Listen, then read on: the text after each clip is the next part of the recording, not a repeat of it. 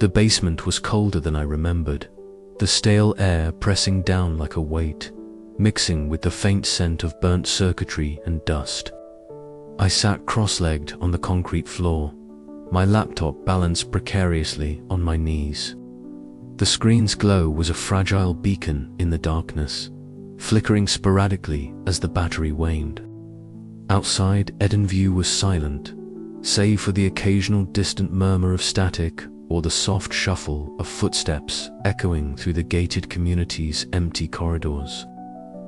Eli was curled up beside me, his small frame leaning against my arm. His presence steadied me more than he could ever know. I glanced down at his face, illuminated by the pale light, eyes wide but trusting. "Almost there, buddy," I whispered, brushing a stray lock of blonde hair from his forehead. He nodded, grasping my hand with a grip that was both tender and determined. The code sprawled across the screen was labyrinthine, a tangled web of encryption and obscure commands. Sophie had helped me get this far, her technical prowess a beacon in the fog of confusion. But it was my stubbornness, my desperation to protect my son and our neighbors, that kept me pressing on. Somewhere in this digital maze lay the back door, the hidden key to Edenview's smart system. The one control center that governed everything: power, gates, surveillance. "Mark," Sophie's voice crackled softly through the makeshift radio we'd rigged. "I'm monitoring the security feeds from the surveillance node we managed to reactivate. The system's defensive protocols are kicking in. We have maybe minutes before it locks us out again." I swallowed the lump rising in my throat and focused harder.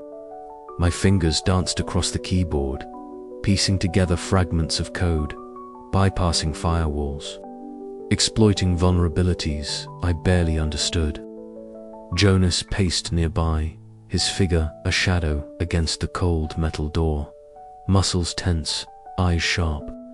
His experience as a security guard was crucial, his instincts a counterbalance to my technical fumbling. "We have to hurry," Jonas muttered. "If the system triggers a lockdown, this might be the end." I nodded, biting my lower lip. Just a little more. Time stretched, each second a lifetime. My pulse hammered in my ears as I finally located the sequencer buried command line labeled simply, almost mockingly, "Restore Override." My fingers hovered, hesitating over the enter key. The weight of the moment crashed down on me. This was it, the turning point. Taking a deep breath, I pressed down. The laptop buzzed, then fell silent. A heartbeat later, a surge of power pulsed through the basement's wiring. The overhead fluorescent flickered, then stabilized, casting long shadows that danced on the peeling walls. I heard a distant hum, the sound of life returning to Edenview's veins. "It's working," Sophie said, voice trembling with relief. Eli squeezed my hand tighter, a bright smile breaking across his face. "Dad, the lights." Outside, the gated community stirred. Street lamps blinked on, the soft glow revealing faces peering cautiously from windows. The electronic gates that had locked us in groaned, their mechanisms awakening from forced slumber. But victory was not without cost. Instantly, alarms blared from the system's core, defensive measures responding to the unauthorized override. Red lights flashed, and a mechanical voice echoed through the speakers. "Security breach detected. Initiating lockdown protocol." Chaos erupted. Sophie cursed under her breath, fingers flying over her tablet as she tried to counteract the lockdown. Jonas grabbed his radio, calling out to the others. "Mark, the gates. They're closing again. We have minutes before we're locked in tighter than ever." I stood, gripping Eli's shoulder. "We have to move now. This is our chance." Adrenaline surged through me, drowning out fear. We raced through the corridors, the hum of restored electricity mingling with the wail of alarms and the pounding of our footsteps. Every second was a battle for control, a test of our resolve against a system designed to dominate. As we reached the central hub, screens flickered to life, displaying streams of data and security feeds. I could see the scripted behaviors of our neighbors dissolving, their eyes clearing as the control faded. But the question lingered, cold and sharp. Could we hold the system at bay long enough to reclaim Edenview's freedom? Eli tugged at my sleeve, his voice soft but insistent. "Dad, we did it. We're going to be okay." I looked down at him, hope flickering in my chest like a fragile flame. "Yeah, Eli, this is just the beginning." Outside, the first rays of dawn began to bleed through the clouds, promising a new day for Edenview, but also the uncertain fight ahead. And with that, the turning point was set. The fragile hope that we could wrest control from unseen puppeteers and reclaim our lives. But the shadows were long, and the battle far from over. The sudden flicker of light was almost imperceptible at first, and unsteady glow that struggled through the blackout's oppressive grasp. Mark stood frozen in the dim kitchen, the familiar hum of electricity returning like a cautious whisper, awakening Eli from his restless sleep. The boy's wide eyes caught the glow, and a small, tentative smile unfolded across his face. It was the first sign of hope they had seen in what felt like an eternity. "Dad, the lights!" Eli exclaimed softly, his voice a mixture of disbelief and wonder. Mark reached out to ruffle his son's hair, his own heart pounding with cautious optimism. "Yeah, buddy, it's coming back." Outside, the streets of Edenview were still shrouded in shadow, but here and there, faint bulbs flickered to life street lamps, sputtering uncertainly, windows glowing with the pale blue of rebooting smart systems. The gated community was stirring from its forced slumber, but the awakening was far from peaceful. Mark could feel the weight of the past weeks pressing down on him, the eerie silence, the robotic neighbors, the invisible strings pulling at the community's very soul. Now, with power returning, those strings seemed ready to snap, releasing pent-up fears and memories. He stepped outside with Eli clutching his hand, the night air cool against his skin. They passed neighbors hesitantly emerging from their homes, faces etched with exhaustion and confusion. Jenna stood across the street, her expression guarded but relieved, a silent acknowledgement passing between them. "It's not over," Jenna said quietly as Mark approached. "The power's back, but so are the questions." Mark nodded grimly. "And the consequences?" That evening, the community convened in the central plaza beneath flickering lanterns powered by generators. The partial power restoration allowed for a semblance of gathering, but the atmosphere was fraught with tension. Voices rose and fell in waves and gar, regret, confusion echoing the complexity of their shared nightmare.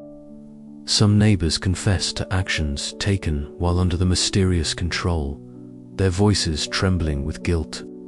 Others lashed out, blaming those who had resisted or those who had enforced the script. Mark listened, his own heart aching at the fractured trust and raw wounds laid bare. Tom, once an enforcer of the scripted behavior, stood apart, his arms crossed defensively. Mark caught his eye, seeing the turmoil reflected there, the struggle between past loyalty and present awakening. "We can't move forward like this," Mark finally spoke, his voice cutting through the heated debates. "We have to find a way to rebuild, to forgive, and to understand what happened to us."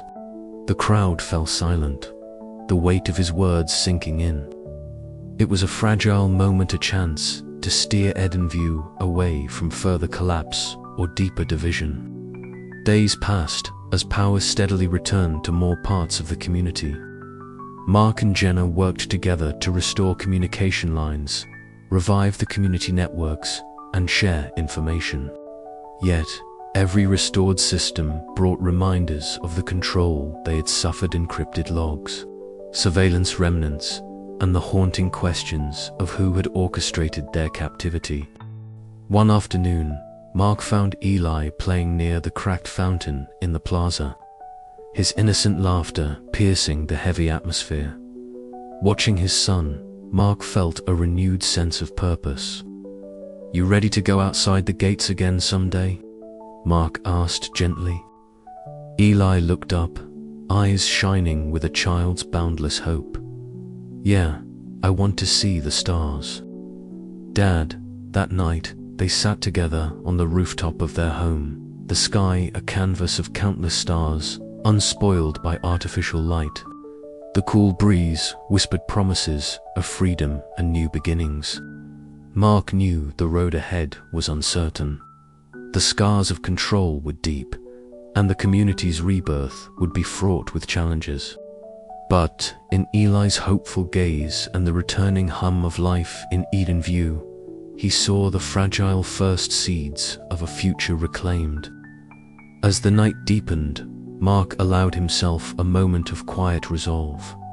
They had survived the darkness. Now it was time to build the light, no matter how fragile it might be. But as the shadows stretched long beyond the gates, a lingering doubt gnawed at him. Was Edenview truly free, or had the experiment only shifted to a new phase? The answer would come soon enough, but for now, the lights were back on, and with them, a fragile hope for rebirth. The night sky held its breath, and Mark knew that the true test was just beginning. The basement was cold, the air stale with the scent of old electronics and dust. Mark sat hunched beside Alina, their faces lit only by the bluish glow of the laptop screen. Fingers drummed anxiously on the keyboard as lines of encrypted code slowly gave way to fragments of information. A digital breadcrumb trail leading deeper into a labyrinth of secrets. "Got something," Alina whispered, her voice barely audible over the low hum of the failing power backup. "This looks like internal project files from Edenview's core system." She scrolled rapidly, eyes scanning the data. "Look at this: behavioral logs, control algorithms, even psychological profiles of residents. This isn't just a smart community. It's an experiment." Mark's jaw tightened. The unsettling feeling he'd carried since the blackout deepened with every revelation. An experiment? To what end? Before Alina could answer, a soft knock at the door startled them. Mark motioned to stay quiet. Minutes later, it creaked open, revealing Dr. Reynolds, the former systems engineer. His face was drawn, eyes shadowed with exhaustion and fear. "I didn't know where else to go," Reynolds said, stepping inside cautiously. "I've seen what this place is, what it was designed for." They ushered him in, and he sank into a chair, rubbing his hands together nervously. Edenview wasn't built just for comfort or security. It was a social control experiment funded by a coalition of powerful interests. They wanted to see if they could manipulate human behavior on a large scale using technologies, surveillance, AI, environmental controls. Mark felt a chill as the weight of those words settled in. "You mean, we're lab rats?" Reynolds nodded grimly. "More than that. The blackout, the lockdown, it was all planned. To test the limits of control. To see how people respond when their autonomy is stripped away." Alina pulled up a series of video logs, faces of residents illuminated in cold. Artificial light, repeating scripted actions. They've been monitoring every movement, every word, manipulating emotions through subtle environmental cues. Mark's mind raced. His neighbors weren't just acting strange. They were puppets in a grand design he'd never imagined. His son's resistance, those fleeting moments of genuine emotion, felt like a spark in a carefully controlled system. "We have to expose this," Mark said, standing abruptly. "People need to know what's happened here." Reynolds looked up, a flicker of hope breaking through his fear. "There's more. The organization behind this, they're planning to expand the experiment. Edenview is just the beginning." Mark stared out the small basement window into the rainy night, the city's lights blurred and distorted by streaks of water. The scale of the conspiracy was staggering. They weren't just fighting for Edenview, they were fighting for the very concept of free will. "Then we stopped them," he murmured, feeling the heavy weight of responsibility settle on his shoulders. "Whatever it takes."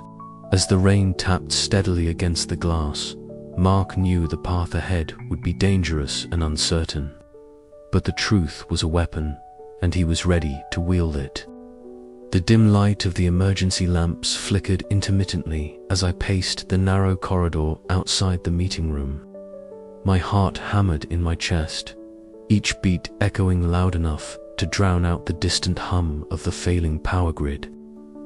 I could still hear the faint murmurs of the resistance members gathering just beyond the heavy door.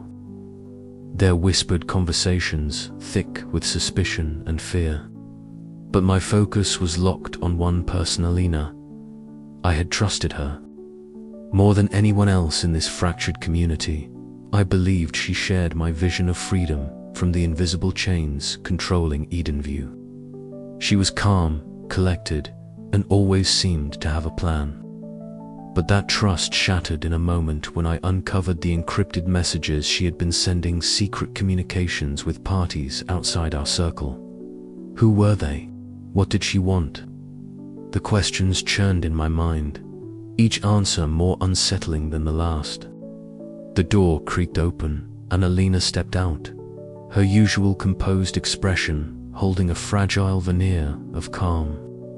Her eyes met mine, steady but unreadable.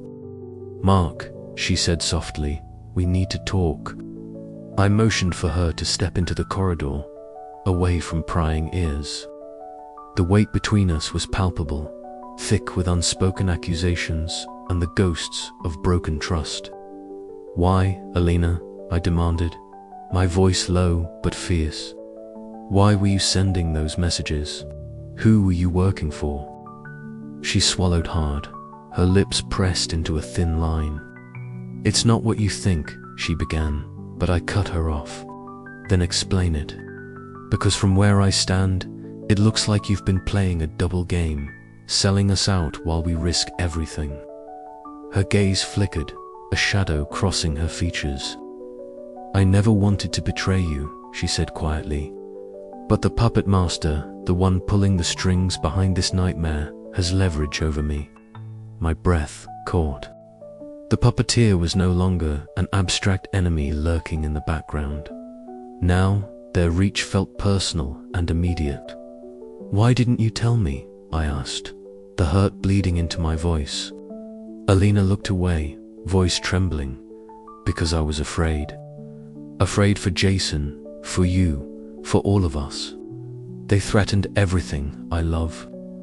At that moment, I became aware of a small figure watching us from the shadows at the end of the hall, my son, Jason. His wide eyes reflected the harsh glow of the emergency lights, and a flicker of fear crossed his face. I signaled for him to stay back, but the damage was done. The innocence in his gaze was a stark contrast to the betrayal unfolding before him. I turned back to Alina, my mind racing. Could I forgive her? Could our fragile alliance survive this fracture? Behind us, the whispered conversations among our allies grew louder, suspicion spreading like wildfire. Rico stepped forward, his jaw clenched, eyes narrowing as he took in the scene. "Is this true?" he demanded, voice rough with disbelief. Alina nodded, her confession spilling out in hurried fragments. She had been forced into covert cooperation, threatened with harm to her family if she disobeyed. Her actions, while damaging, had been a desperate attempt to protect those she cared about. The room fell silent, the weight of her words sinking deep. Trust, once broken, is hard to mend, and yet, in that moment, I realized that our fight wasn't just against external control, it was also against the shadows within ourselves. I took a deep breath, steadying the storm inside me. "We'll figure this out," I told her. "But from now on, no more secrets." Alina nodded, relief and resolve mingling in her eyes. As we stepped back into the meeting room, the fractured group eyed us warily. The night ahead promised challenges we had not yet faced. But if betrayal was a test, we had no choice but to pass it. Because survival in Edenview meant trusting, even when trust seemed impossible. "We move forward," I declared, voice firm. Together. Outside, the blackout stretched on, swallowing the gated community in a darkness that mirrored the uncertainty we all felt inside. But beneath that darkness flickered a fragile flame hope, fueled by the resilience of those who refused to be puppets any longer. The fight for Edenview was far from over, and this time I knew one thing for certain. The greatest threat was no longer just the unseen watchers, but the secrets we kept from each other. And with that, the night closed in, leaving us on the edge of an uncertain dawn. The first shrill wail of the siren tore through the stale air of Edenview's central hub, echoing off the concrete walls with a metallic shriek that set my nerves on edge. Jenna's fingers danced across the keyboard with frantic precision. Her eyes locked on the countdown timer, glowing in ominous red. 1237. 12 minutes and change until the final lockdown sequence would seal the gates of Edenview permanently. A digital coffin. "Mark, if we don't break through the firewall now, there won't be a way back. They'll lock this place down tighter than Fort Knox," Jenna whispered, voice taut with urgency. Her usually calm demeanor was cracked by anxiety. I nodded, swallowing the lump in my throat. My son, Lucas, was somewhere out there, playing near the perimeter, blissfully unaware that our home was about to become a prison. The basement room was dim, illuminated only by the cold flicker of monitors and the faint hum of the backup generator struggling to keep the laptop alive. Outside, the sky was a surreal canvas of violet and electric pink, the vaporwave hues casting an eerie glow over the gated community's facades. It was beautiful and wrong at the same time, like a neon nightmare. "Mark, I think I've found a back door," Jenna breathed, her voice cracking as she bypassed layers of encryption. Suddenly, the screen flashed an alert. Security protocol engaged. The countdown accelerated. 0, 10, 21. Damn it, I cursed, pushing myself off the cracked concrete floor. There onto us. We had been fighting a losing battle since the blackout began, trying to wrest control of Edenview's smart infrastructure from the unseen puppet masters. It was clear now that this lockdown was the final act, a last-ditch effort to keep us trapped, to silence resistance forever. My heart pounded as I thought of Lucas. I had to get to him before the gates sealed shut. The thought of him locked inside with no way out was unbearable. I grabbed my flashlight and radio, signaling Jenna. "Cover me, I'm heading to the south gate." Outside, the world was transformed. The familiar streets were now ghostly corridors, lit only by the flickering street lamps, struggling against the blackout's shadow. I could hear distant voices, neighbors shouting, the frantic clatter of footsteps, the uneasy murmur of panic rippling through the community. Near the barricaded gates, Lucas laughed, chasing a small drone that hummed erratically in the thick air.